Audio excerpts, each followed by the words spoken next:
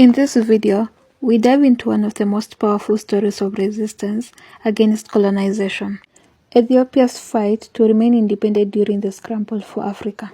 Despite European powers conquering nearly every other African nation, Ethiopia managed to defeat colonization twice, first in 1896 at the Battle of Adwa and again in the 1930s during the Second Italo-Ethiopian War.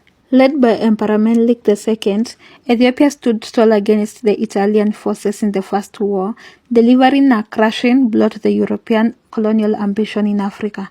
The Second War saw the heroic leadership of Emperor Haile Selassie and the resistance of the Ethiopian patriots who fought fiercely against Italian occupation.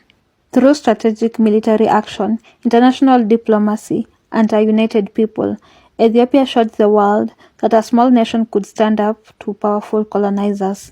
Join us as we explore how Ethiopia's resistance became a symbol of hope for Africa and the world. Welcome to African Heritage Hub, the home of Africa's timeless history, heroes, and heritage. Step into the untold history of Africa, the stories before and after independence, the struggles that shaped nations, and the visionaries who dreamed of freedom. At African Heritage Hub, we uncover the lives of Africa's pioneers, explore rich cultures, and revive the powerful movements that built the continent's future. Every episode brings to light the forgotten chapters, celebrates true African heroes, and honors the spirit of resilience and hope that lives on today. History remembered, heritage celebrated, legacy preserved. New episodes every day. Subscribe and journey with us through Africa's timeless story. Ethiopia is one of the few African countries that was never colonized. During the times when European countries were rushing to take over African lands in the late 1800s and early 1900s, Ethiopia managed to stay independent. This was because of its strong army, smart leaders, and the unity of its people. Ethiopia had to fight off two big attempts by Italy to take control. The First Italo-Ethiopian War, 1895 to 1896, and the Second Italo-Ethiopian War, 1935 to 1941. These fights showed the world that Ethiopians were ready to protect their freedom at any cost. The first big problem started in the Treaty of Uchale in 1889, a deal between Ethiopia and Italy. The treaty had two versions.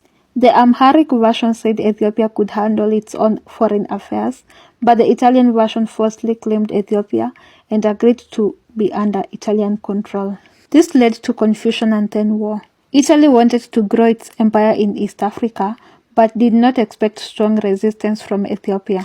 The fighting reached its peak at the Battle of Adwa on 1st March 1896. Here, the Ethiopian army beat the Italians badly. This was a huge win, not only for Ethiopia, but also for Africa. It proved that African countries could stand up to European powers. Many heroes helped lead the Battle of Adwa for the fight of freedom. Menelik II was the main leader. He brought together many parts of Ethiopia to form a strong army. His wife, Empress Tatu Betul, also played a big role. She was strongly against Italian rule and even led troops in battle. Other important leaders included Ras Alula, who had already won battles against the Egyptians and Italians before. Ras Makonnen, the governor of Harar and the father of future Emperor Haile Selassie. Gebeyehu, who bravely led the attack that changed the course of the battle and lost his life, and Tekle of Gojam, who gave vital military support. Thanks to the teamwork between these leaders and the ordinary people, the Italians were defeated. After the victory of Adwa, Ethiopia gained international respect. It signed deals with powerful countries and was recognized as a free nation, while most of Africa was colonized. But the danger wasn't over.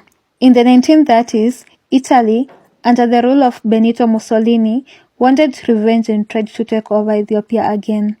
This led to the Second Italo-Ethiopian War in 1935. Italy used modern weapons like tanks, planes, and even poison gas, which was against international rules.